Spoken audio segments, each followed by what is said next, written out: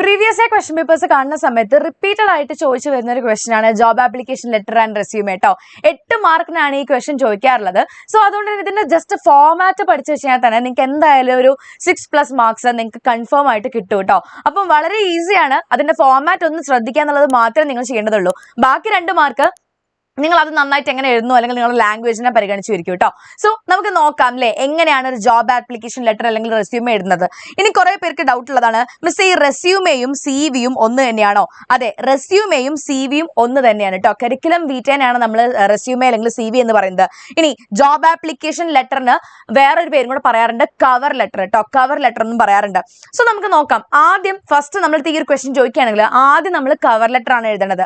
Cover letter എന്ന് പറയുമ്പോൾ സാധാരണ ഒരു ഫോർമൽ ലെറ്റർ എഴുതുന്ന അതേ ഫോർമാറ്റ് തന്നെയാണ് നിങ്ങൾ എഴുതേണ്ടത് കേട്ടോ. അപ്പൊ ആദ്യം നമ്മൾ ഏറ്റവും മേലെ നമ്മൾ എന്താ ചെയ്യേണ്ടത്, ആ ഒരു നമ്മുടെ അഡ്രസ്സ്, അതാണ് ആരാണോ അങ്ങോട്ടേക്ക് ലെറ്റർ അയക്കുന്നത് അല്ലെങ്കിൽ ജോബ് ആപ്ലിക്കന്റ് ആരാണോ അയാളുടെ അഡ്രസ് ആണ് ഏറ്റവും മേലെ എഴുതുന്നത്. അതിനുശേഷം താഴെ നമ്മൾ ഡേറ്റ് എഴുതുക. ഓക്കെ, ഫസ്റ്റ് നമ്മൾ ജോബ് ആപ്ലിക്കന്റ് അഡ്രസ് എഴുതുക, ദെൻ ഇതിനിടയ്ക്ക് ഒരു ഡേറ്റ് എഴുതണം. ഓക്കെ, അത് ഇവിടെ വിട്ടുവിട്ടുണ്ട്. സോ ഡേറ്റ് നമ്മൾ കൊടുക്കുക. അതിനുശേഷം താഴെയായിട്ട് നമ്മൾ ആർക്കാണ് ആ ഒരു ലെറ്റർ നമ്മൾ അയക്കുന്നത് അല്ലെ, അത് മേ ബി HR ആയിരിക്കാം. മിക്കവാറും ഇപ്പൊ എല്ലാവരും HR മാനേജറിന്റെ പേരാണ് വെക്കാറ് കേട്ടോ. So to the HR manager അല്ലെങ്കിൽ ടു ദ മാനേജർ, കമ്പനിയുടെ പേര്, സിറ്റി, ഇത്രയും details. So address, date, sender's address, date, receiving address, ഇത്രയും കാര്യങ്ങൾ മേലെ കൊടുക്കുക. എന്നിട്ട് നമ്മൾ സാല്യൂട്ടേഷൻ കൊടുക്കണം. ഇതിനെയാണ് സർ ഓർ മാം എന്നുള്ളതിനെയാണ് നമ്മൾ എന്ത് പറയടാ, സാല്യൂട്ടേഷൻ എന്ന് പറയാം. ഓക്കെ, സാല്യൂട്ടേഷൻ അല്ലെങ്കിൽ അഭിസംബോധന. അതിനുശേഷം താഴെ നമ്മൾ സബ്ജക്ട് എഴുതണം. സബ്ജക്ട് നമ്മൾ എല്ലാ ഫോർമൽ ലെറ്റേഴ്സിനും സബ്ജക്ട് എഴുതാറുണ്ടല്ലേ, കാരണം ആ ലെറ്റർ എന്തിനെ കുറിച്ചാണെന്നുള്ളതിനെ വളരെ ചെറിയ ബ്രീഫ് ആയിട്ട് പറയുന്നതിനാണ് നമ്മൾ സബ്ജക്ട് എന്ന് പറയാം. ഇവിടെ നിങ്ങൾക്ക് ഏതൊരു ജോബ് ആപ്ലിക്കേഷൻ ലെറ്റർ ആണെങ്കിലും ഇങ്ങനെ തന്നെ എഴുതിയാൽ മതി. Application for the post of എന്നിട്ട് ജോബ് ടൈറ്റിൽ. അതായത് ഇപ്പോൾ ഒരു വോളണ്ടിയർ ആണെങ്കിൽ വോളണ്ടിയറിന്റെ, അല്ലെങ്കിൽ ഒരു ടീച്ചറിന്റെ ജോബ് ആണെങ്കിൽ ടീച്ചർ. ഓക്കെ, സോ നിങ്ങൾ എന്താ ചെയ്യേണ്ടത്, application for the post of എന്നിട്ട് എന്താണോ നിങ്ങളടുത്ത് പറഞ്ഞ ജോബ് ടൈറ്റിൽ അത് അവിടെ എഴുതാം. ദെൻ ഇനി നമ്മുടെ ലെറ്റർ വളരെ ബ്രീഫ് ആയിരിക്കണം. ഒരുപാട് നീട്ടി വലിച്ച് എഴുതേണ്ട ആവശ്യമൊന്നുമില്ല, ബ്രീഫ് ആയിരിക്കണം. അതിന്റെ ഫസ്റ്റ് പാർട്ടിൽ നമ്മൾ പറയേണ്ടത് എന്താണെന്ന് വെച്ചാൽ, നമ്മൾ ഈ ഒരു കാര്യം, ഈ ഒരു അഡ്വർടൈസ്മെന്റ് എങ്ങനെ അറിഞ്ഞു, അത് മിക്കവാറും ഒരു ന്യൂസ് പേപ്പറിൽ കണ്ടിട്ടായിരിക്കും ഈ ഒരു അഡ്വർടൈസ്മെന്റിനെ കുറിച്ച് അല്ലെങ്കിൽ ഈ ജോബ് പോസ്റ്റിനെ കുറിച്ച് അറിഞ്ഞിട്ടുണ്ടാവുക. സോ ആ കാര്യം ആദ്യം മെൻഷൻ ചെയ്യണം. ദെൻ നമ്മൾ നമ്മുടെ ക്വാളിഫിക്കേഷൻസ് എന്തൊക്കെയാണ്, നമ്മുടെ ക്വാളിഫിക്കേഷൻസിനെ കുറിച്ച് പറയണം. നമുക്ക് എന്തെങ്കിലും എക്സ്ട്രാ സ്കിൽസ് ഉണ്ടെങ്കിൽ ആ സ്കിൽസിനെ കുറിച്ച് പറയണം. ആൻഡ് ഫൈനലി അതിന്റെ എൻഡിലേക്ക് എന്താണ്, ഞാൻ എൻ്റെ CV ഇതിന്റെ കൂടെ അറ്റാച്ച് ചെയ്യുന്നുണ്ട്, സോ അതും കൂടെ ഒന്ന് നോക്കണം എന്ന് കൂടെ പറയണം കേട്ടോ. അപ്പൊ നമുക്ക് ആ ലെറ്റർ ഒന്ന് ജസ്റ്റ് നോക്കാം. ഇത് നിങ്ങൾക്ക് ഏതൊരു ജോബ് ആപ്ലിക്കേഷൻ ലെറ്ററിലും എഴുതാൻ പറ്റുന്ന അല്ലെങ്കിൽ നമ്മുടെ കവർ ലെറ്ററിലും എഴുതാൻ പറ്റുന്ന കുറച്ച് വേർഡ്സ് ആണ് കേട്ടോ. നോക്കി, in response to your advertisement in the newspaper. കണ്ടോ, ആ ന്യൂസ് പേപ്പറിന്റെ പേരും വേണം നിങ്ങൾക്ക് കൊടുക്കാം. In the newspaper Hindu dated on, അതായത് ഇന്ന ഡേറ്റിലുള്ളത് എന്നുള്ളതാണ് കേട്ടോ. I wish to apply for the post of എന്താണോ ജോബ് വേക്കൻസി അല്ലെങ്കിൽ ആ ടൈറ്റിൽ എന്താണോ അതവിടെ കൊടുക്കുക, in your company. Then I have the required qualifications and experience for this role. അതിൻ്റെ അകത്ത് സ്പെസിഫിക് ആയിട്ട് ഇപ്പൊ ടീച്ചിങ്ങിന്റെ ജോബ് ആണെങ്കിൽ നമുക്ക് അറിയാലോ ഒരു B.Ed ഒക്കെ അത്യാവശ്യമാണ്. സോ അങ്ങനെ സ്പെസിഫിക് ആയിട്ട് നിങ്ങൾക്ക് ക്വാളിഫിക്കേഷൻസ് പറയുന്നുണ്ടെങ്കിൽ ആ ക്വാളിഫിക്കേഷൻസ് ഏതൊക്കെയാണോ നിങ്ങൾക്ക് അത് എഴുതാം. ഇനിയിപ്പോൾ അതല്ല എന്നാണെങ്കിൽ ഇങ്ങനെ എഴുതിയാലും മതി. I have the required qualifications and experience for this role. I am a hard working person with good communication skills. അപ്പൊ നമ്മുടെ സ്കില്ലുകളെ കുറിച്ച് പറയാം അല്ലേ. ഹാർഡ് വർക്കിംഗ് ആണ്, നല്ല കമ്മ്യൂണിക്കേഷൻ സ്കിൽ ഉണ്ട്. If I am selected I promise to do my best for your organisation. നിങ്ങളുടെ ഓർഗനൈസേഷന് വേണ്ടി ഞാൻ നല്ലത് ചെയ്യുന്നു പറയാണ്. ദെൻ ലാസ്റ്റ് ഞാൻ പറഞ്ഞല്ലോ, my CV is attached for your reference. നിങ്ങളുടെ റെഫറൻസിന് വേണ്ടിയിട്ട് അല്ലേ, CV നോക്കിയിട്ടാണ് അല്ലെങ്കിൽ ആ റെസ്യൂമേ നോക്കിയിട്ടാണ് നമ്മളുടെ ക്വാളിഫിക്കേഷൻസും എക്സ്പീരിയൻസിനും ഡീറ്റെയിൽ ആയിട്ട് അതിനകത്താണ് കൊടുക്കുന്നത് കേട്ടോ. സോ അത് നമ്മൾ അവിടെ താഴെ എഴുതാം. ദെൻ ലാസ്റ്റ് നമ്മൾ ക്ലോസ് ചെയ്യാണ്. കോംപ്ലിമെന്ററി ക്ലോസ് എന്താണ്, yours faithfully, signature and your name. ഇതാണ് ജോബ് ആപ്ലിക്കേഷൻ ലെറ്ററിൽ വേണ്ടത്. ഓക്കെ, ഇനി നമ്മുടെ CV അല്ലെ, നമ്മുടെ റെസ്യൂമേ അല്ലെങ്കിൽ CV-യിൽ എന്തൊക്കെ ടൈറ്റിൽസ് വേണം എന്നുള്ളത് പഠിച്ചു വെച്ച് പോയിക്കോളൂ കേട്ടോ. എന്നിട്ട് നിങ്ങൾക്ക് എങ്ങനെയാണോ ക്വസ്റ്റ്യൻ പേപ്പർ അല്ലെങ്കിൽ എക്സാം ഹോളിൽ നിങ്ങൾ എങ്ങനെയാണോ എഴുതുന്നത് അതിനനുസരിച്ച് മാറ്റി അല്ലെങ്കിൽ നിങ്ങളുടെ ക്വസ്റ്റ്യൻ അനുസരിച്ചിട്ട് നിങ്ങൾ ഇതിനെ ടൈലർ ചെയ്ത് എഴുതുക കേട്ടോ. സോ നോക്കിയിടാം. നെയിം ആദ്യം നമ്മുടെ പേര് കൊടുക്കണം, date of birth, address, contact, അതായത് ബേസിക് ആയിട്ടുള്ള നമ്മളെ കുറിച്ചുള്ള ഡീറ്റെയിൽസും നമ്മുടെ കോൺടാക്ട് ചെയ്യേണ്ട ഒരു അഡ്രസ്സോ അല്ലെങ്കിൽ കോൺടാക്ട് ചെയ്യേണ്ട നമ്പർ, മെയിൽ ID, ഇങ്ങനെയുള്ള കാര്യങ്ങളൊക്കെ നമ്മൾ ആദ്യം ബേസിക് ആയിട്ട് കൊടുക്കാം. സോ ഫസ്റ്റ് കാര്യം എന്താണ്, പേഴ്സണൽ ഡീറ്റെയിൽസ് ആണ് ആദ്യം കൊടുക്കേണ്ടത്.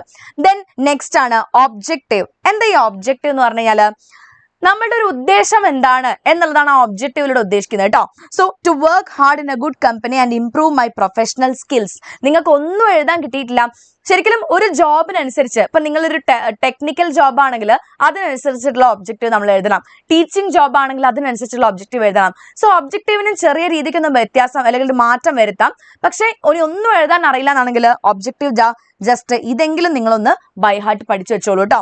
To work hard in a good company and improve my professional skills എന്നതിന്റെ ശേഷം താഴെ നമ്മൾ എഡ്യൂക്കേഷൻ അല്ലെങ്കിൽ നമ്മുടെ ക്വാളിഫിക്കേഷനെ കുറിച്ച് പറയണം. സോ ആദ്യം പേഴ്സണൽ ഡീറ്റെയിൽസ്, രണ്ടാമത്തതായിട്ട് ഒബ്ജക്റ്റീവ്സ്, മൂന്നാമത്തത് നമ്മുടെ ക്വാളിഫിക്കേഷൻ അല്ലെങ്കിൽ എഡ്യൂക്കേഷൻ ആണ്. അത് നമ്മൾ എപ്പോഴും എഴുതുമ്പം എങ്ങനെയാണ് എഴുതേണ്ടതെന്ന് വെച്ച് കഴിഞ്ഞാൽ ഈ ക്വാളിഫിക്കേഷൻ അല്ലെങ്കിൽ എഡ്യൂക്കേഷൻ എഴുതുമ്പോൾ നിങ്ങൾ ശ്രദ്ധിക്കേണ്ടത് നമ്മുടെ ഏറ്റവും ലേറ്റസ്റ്റ് ആയിട്ടുള്ള എഡ്യൂക്കേഷൻ, അതായത് ഇപ്പം നമ്മൾ ഏറ്റവും അവസാനം പഠിച്ച നമ്മുടെ കോഴ്സ് ഏതാണോ അത് വേണം ആദ്യം എഴുതാൻ. ചിലർ തെറ്റിച്ചെഴുതുന്നതാണ്. അങ്ങനെ എഴുതി കഴിഞ്ഞാൽ നിങ്ങൾക്ക് മാർക്ക് പോകും കേട്ടോ. നമുക്ക് ഇപ്പം 10th പഠിച്ചിട്ടുണ്ടാവും, +2 പഠിച്ചിട്ടുണ്ടാവും, ദെൻ BA പഠിച്ചിട്ടുണ്ടാവും, MA പഠിച്ചിട്ടുണ്ടാവും അല്ലെ. അപ്പൊ ചില ആൾക്കാർ ഇത് ആദ്യം ഞാൻ പഠിച്ച കോഴ്സ് 10th ആണെന്ന് പറഞ്ഞാൽ ആദ്യം മേലെ 10th എഴുതി വെക്കും. അങ്ങനെ ചെയ്യരുത്. റിവേഴ്സ് ഓർഡറിൽ വേണം നിങ്ങൾ എഴുതാനായിട്ട് കേട്ടോ. റീസെന്റ് ആയിട്ടുള്ള പോസ്റ്റ് അല്ലെങ്കിൽ റീസെന്റ് ആയിട്ട് നമ്മൾ പഠിച്ച കോഴ്സ് നമ്മൾ റിവേഴ്സ് ഓർഡറിൽ വേണം എഴുതാൻ. സോ നമ്മൾ എന്താണ് MA അല്ലെ, പിന്നെ BA, +2, SSLC ഇങ്ങനെ വേണം എഴുതാൻ. ഇനി ഇതിന് ഇങ്ങനെ അല്ലാണ്ട് വേറൊരു വഴിയും കൂടി ഉണ്ട് എഴുതാനായിട്ട്. അതെന്താന്ന് വെച്ചാൽ നമ്മുടെ ഹയസ്റ്റ് ക്വാളിഫിക്കേഷൻ, നമുക്കുള്ളതിൽ ഏറ്റവും ഹയസ്റ്റ് ക്വാളിഫിക്കേഷൻ ഏതാണോ അത് നമുക്ക് എഴുതാം. സോ നിങ്ങൾക്ക് അത് രണ്ടും കറക്റ്റ് ആണ്. ഒന്നെങ്കിൽ നിങ്ങൾക്ക് എന്ത് ചെയ്യാം, ഏറ്റവും റീസെന്റ് ആയിട്ടുള്ള ക്വാളിഫിക്കേഷൻ എഴുതാം, അല്ലെങ്കിൽ നിങ്ങളുടെ ഹയസ്റ്റ് ക്വാളിഫിക്കേഷൻ. ഇപ്പൊ സപ്പോസ് ഒരാള് MA പഠിച്ചിട്ടുണ്ട്, B.Ed ഉണ്ട്, ദെൻ BA ഉണ്ട്. ഇങ്ങനെ ആവുന്ന സമയത്ത് നമ്മൾ ഇത് ഇങ്ങനെയാണ് എഴുതുക കേട്ടോ. കാരണം എന്താണ്, MA മാസ്റ്റേഴ്സ് ആണ് അവിടുത്തെ ഏറ്റവും ഹയസ്റ്റ് ക്വാളിഫിക്കേഷൻ. അതിനുശേഷം BA വരുമോ മിസ്സേ? അല്ല, BA-നെക്കാളും മേലെയാണ് B.Ed. കാരണം നമ്മൾ ഡിഗ്രി ഉണ്ടെങ്കിൽ മാത്രമേ നമുക്ക് B.Ed ചെയ്യാൻ വേണ്ടി കഴിയുള്ളൂ. ഡിഗ്രി ഉണ്ടെങ്കിൽ മാത്രമേ ഉള്ളൂ B.Ed ചെയ്യാൻ വേണ്ടി കഴിയുക. സോ ഹയസ്റ്റ് ക്വാളിഫിക്കേഷൻ MA കഴിഞ്ഞ് നെക്സ്റ്റ് B.Ed, പിന്നെ BA, +2, SLC അങ്ങനെ എഴുതാം. അതല്ലാന്നാണെങ്കിൽ റീസെന്റ് ആയിട്ട് ഏറ്റവും അവസാനം പഠിച്ച കോഴ്സ് ഏതാണോ അത് നിങ്ങൾ എഴുതി വെക്കുക കേട്ടോ. ദെൻ അതിനുശേഷം നെക്സ്റ്റ് എക്സ്പീരിയൻസിന്റെ കാര്യം പറയുമ്പോഴും നമ്മൾ കറന്റ്ലി എവിടെയാണ് വർക്ക് ചെയ്യുന്നത്. ഇനിയിപ്പോ ഒരു ഫ്രഷർ ആണെന്ന് വിചാരിക്കാം, അങ്ങനെയാണെന്നെങ്കിൽ നമുക്ക് എക്സ്പീരിയൻസ് ഒന്നും ഉണ്ടാവില്ല അല്ലെ. ഇനിയിപ്പോൾ അതല്ല എക്സ്പീരിയൻസ്ഡ് ആയിട്ടുള്ള ഒരാളാണെന്നുണ്ടെങ്കിൽ എന്താണ്, ഇപ്പൊ വർക്ക് ചെയ്യുന്ന ജോലി എന്താണോ അത് വേണം കൊടുക്കാൻ, അല്ലെങ്കിൽ ഏറ്റവും ലാസ്റ്റ് വർക്ക് ചെയ്ത ജോലി എന്താണോ അത് വേണം ഏറ്റവും മേലെ കൊടുക്കാനായിട്ട് കേട്ടോ. ദെൻ സ്കിൽസിൻ്റെ അകത്ത് നിങ്ങൾക്ക് ഇപ്പോൾ വേണമെങ്കിൽ AI-നെ കുറിച്ച് എഴുതാം അല്ലെ. AI-നെ കുറിച്ച് സ്കിൽസ് ഉണ്ട്, അല്ലെങ്കിൽ കമ്പ്യൂട്ടർ നോളജ്, MS ഓഫീസ് അറിയാം, അല്ലെങ്കിൽ അങ്ങനെയുള്ള കാര്യങ്ങളൊക്കെ ഉണ്ടാവുമല്ലോ. എക്സൽ ഷീറ്റ്സിനെ കുറിച്ച് അറിയാം. സോ അതൊക്കെ നമ്മുടെ സ്കിൽസ് ആയിട്ട് പറയാം. പിന്നെ ഗുഡ് കമ്മ്യൂണിക്കേഷൻ സ്കില്ല്, നല്ല ടീം ലീഡർ ആണ്, ഇങ്ങനെയുള്ള കാര്യങ്ങളൊക്കെ നിങ്ങൾക്ക് എഴുതാം കേട്ടോ. Then fluent in English and Malayalam, അതിനാണ് ലാംഗ്വേജസ് നോൺ എന്ന് പറയാം, അറിയാവുന്ന ഭാഷകൾ അത് കൊടുക്കാം. ദെൻ ലാസ്റ്റ്, ഇതും എല്ലാവരും വിട്ടുപോകുന്ന കാര്യമാണ് കേട്ടോ. സോ എക്സ്പീരിയൻസും സ്കില്ലും കഴിഞ്ഞാൽ നെക്സ്റ്റ് നമ്മൾ എഴുതേണ്ട എന്താണ്, ഡിക്ലറേഷൻ എന്ന് പറയുമ്പോൾ നമ്മൾ അതിനെ അവിടെ ഉറപ്പിക്കുകയാണ് ചെയ്യുന്നത്. എന്താണ്, I hereby declare that the above details are true. അത് അങ്ങനെ തന്നെ എഴുതി വെച്ചേക്കാം കേട്ടോ. അതായത് ഞാൻ മേലെ കൊടുത്തിട്ടുള്ള എല്ലാ വിവരങ്ങളും സത്യമായിട്ടുള്ളതാണെന്ന് നമ്മൾ തന്നെ ഡിക്ലെയർ ചെയ്യാണ് ചെയ്യുന്നത് കേട്ടോ. എന്നിട്ട് ഫൈനലി നമ്മുടെ പ്ലേസും ഡേറ്റും സൈനും ഇടുക. ഇതാണ് ഒരു CV-ന്റെ ഫോർമാറ്റ്. ഇനി ഈ ഒരു ഫോർമാറ്റിൽ എഴുതിയിട്ടുള്ള CV ഞാൻ കാണിച്ചു തരാം. അതിന് മുൻപ് നിങ്ങൾ ശ്രദ്ധിക്കേണ്ട വേറെ 2-3 പോയിന്റ്സ് കൂടെ പറഞ്ഞുതരാം. ഒന്ന്, നമ്മൾ ബോക്സസിൽ നമ്മുടെ ക്വാളിഫിക്കേഷൻ ഉണ്ടല്ലോ, എഡ്യൂക്കേഷണൽ ക്വാളിഫിക്കേഷൻ, അത് നിങ്ങൾ എഴുതുമ്പോൾ അതിന് ജസ്റ്റ് ഒരു ബോക്സിലാക്കി വെച്ചേക്കുക. അപ്പൊ നമ്മുടെ CV കുറച്ചും കൂടെ അട്രാക്റ്റീവ് ആയിരിക്കും കാണാനായിട്ട്. ദെൻ ഞാൻ പറഞ്ഞല്ലോ, ഇപ്പം ഒരു ടീച്ചിങ് ജോബിനാണെങ്കിൽ നമുക്ക് അവിടെ MA B.Ed ഒക്കെയാണ് വേണ്ടത്. പക്ഷെ ഒരു അക്കൗണ്ടന്റ് ആയിട്ടുള്ള ജോബിന് നമുക്ക് അവിടെ BCom ആയിരിക്കും ആവശ്യം ഉണ്ടാവുക. ഒരു എഞ്ചിനീയറിംഗ് ജോബ് ആണെങ്കിൽ അവിടെ BTech ആയിരിക്കും ആവശ്യം ഉണ്ടാവുക. സോ ഈ കാര്യം ഒന്ന് നിങ്ങൾ മനസ്സിൽ വെക്കുക. ദെൻ കണ്ടോ, അപ്പൊ അക്കൗണ്ടന്റ് ആണെങ്കിൽ BCom-നെ കുറിച്ച് പറയാം.